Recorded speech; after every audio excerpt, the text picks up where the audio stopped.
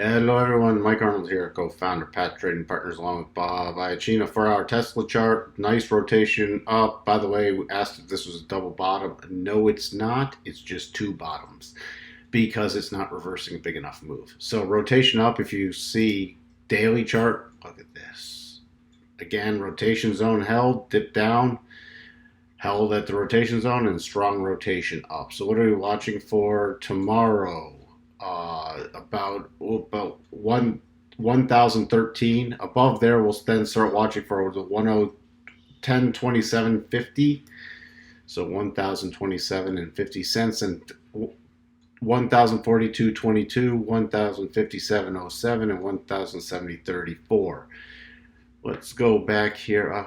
First level support is coming right in. I'm just going to be watching about this 995.50. If we drop over there to major support, again coming in at 950. The potential double bottom is no longer in play. Oops, I deleted. There we go. Because the potential double top is no longer in play because now it's turned into a triple top. So those levels have been removed. Major support now down about 867 area.